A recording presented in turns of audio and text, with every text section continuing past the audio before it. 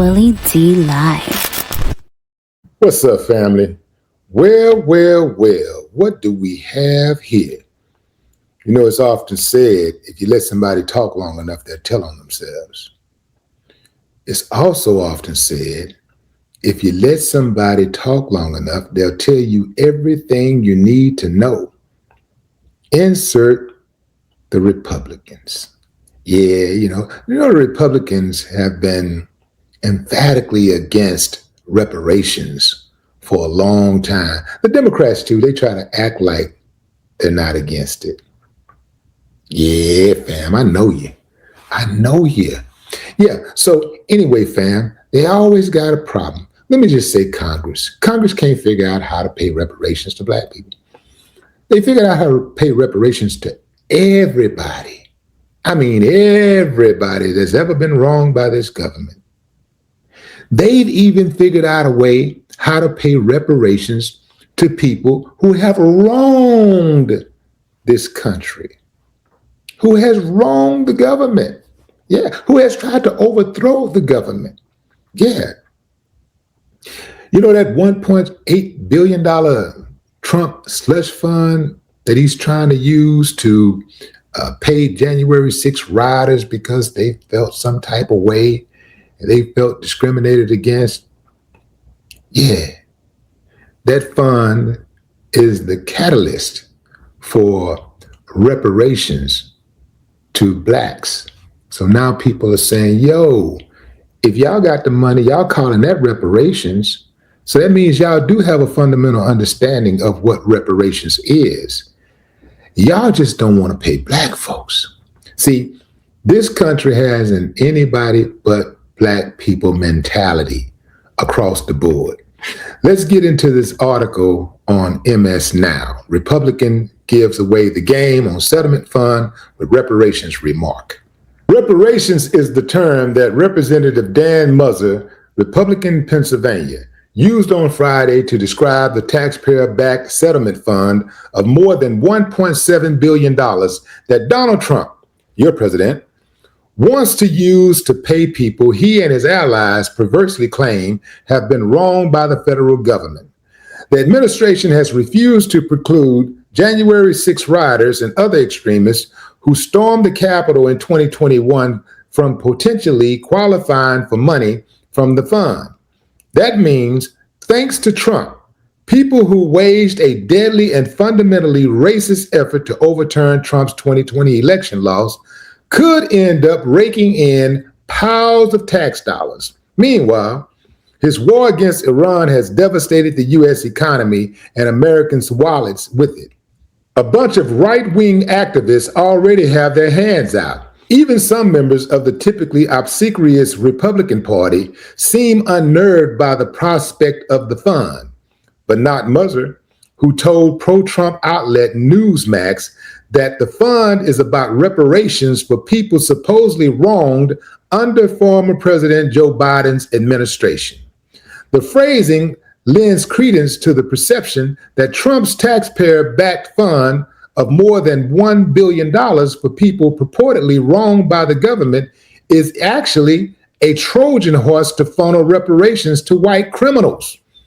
The word reparations is typically race neutral, but it's undeniably racialized in the American social political context, where it typically refers to remedies for racist wrongs, the mass incarceration of Japanese people, for example, or the racist subjugation of Black people under chattel slavery in the years after. Conservatives have demonstrated they understand the word's meaning well enough in their broad opposition to any consideration of reparations for Black people. More recently, some conservatives have portrayed Trump and January 6 rioters, all individuals who could potentially make a claim for money from the proposed fund if it's authorized, as people who've endured racist mistreatment. In 2021, then Representative Marjorie Taylor Greene, Republican Georgia, claimed without evidence that some jailed January 6 rioters were being forced to undergo critical race theory training, that they had been mistreated in jail because of their skin color, and that these unfounded allegations amounted to a two-tiered justice system. Over the past few years, Trump himself has accused a number of black prosecutors of racism for investigating him for wrongdoings. And in 2024, North Carolina political candidate Dan Bishop, an election denier who Trump tapped as a U.S. attorney in North Carolina last year, said Trump had as much difficulty getting fair treatment in his criminal fraud trial in New York as a black person living in the segregated South in the 1950s. Are these claims true? No. Do they sound plausible enough to secure potential payouts from a reparations fund being led by an administration intent on portraying some white people, including the president, as if they're the biggest victims in American society today? Okay, fam, that's the case. That's the case for reparations. The Republican Party understands reparations, because we were thinking maybe they didn't know what it meant. And that's why they were so much against it. You know, we was giving them the benefit of doubt. Okay, not we, some of you. But anyway, fam, it just appeared that they didn't understand what reparations was. And that's why they couldn't wrap their head around giving black people reparations for all of the harm they've done. I can tell you this right here, fam. Here's another reason why they don't want to give reparations. Because they're not done with the discrimination, subjugation, the hate, the murder, and everything else. They're not done. Like it's still in their hearts, right? They wasn't born during slavery, but the slavery, they inherited the bloodline of those uncivilized mutts. They are their grandparents' grandchildren.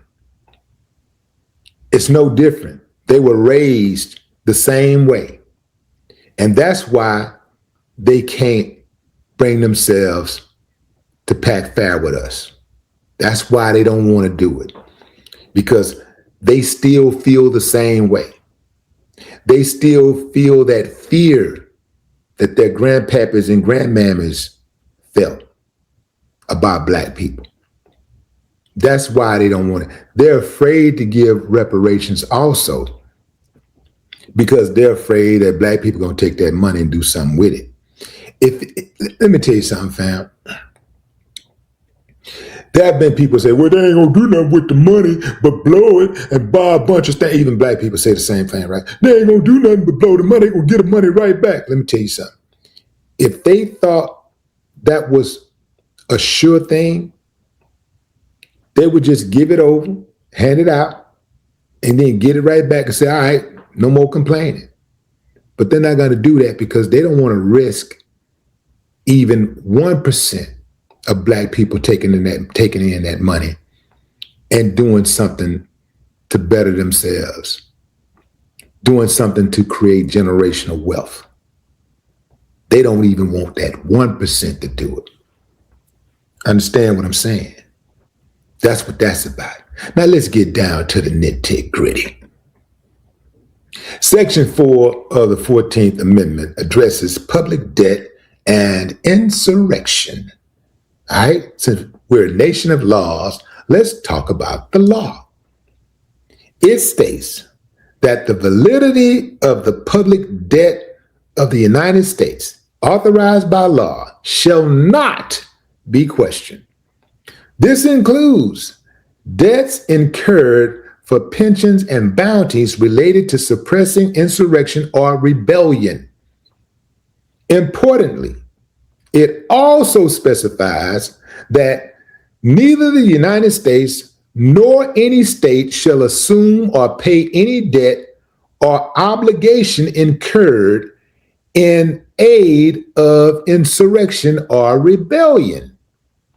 Meaning, January 6 convicts are barred from any financial restitution and are owed $0.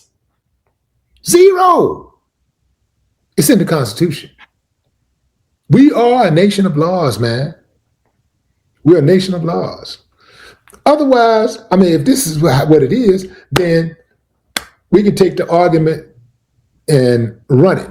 If Trump is so not a racist, then he should cut an even bigger check. Easily, just cut the check. So what? The nation is already in $30 trillion, $40 trillion of debt. What's another trillion? Pay up, suckers. I think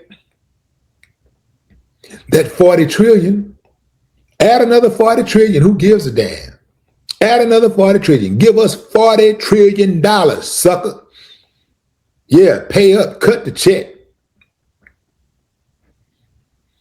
I've heard some black people, well, we don't want no check. I don't want anything free and da-da-da.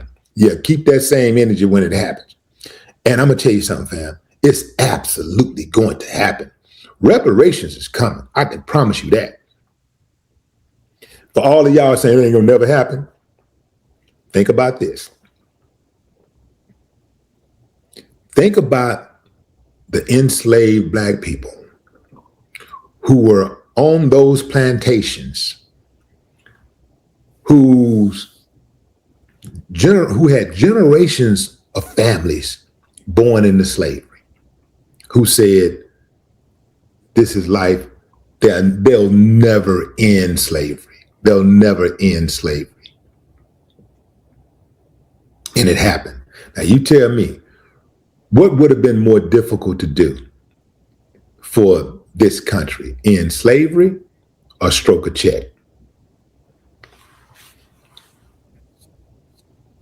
That's what I thought. No more talk.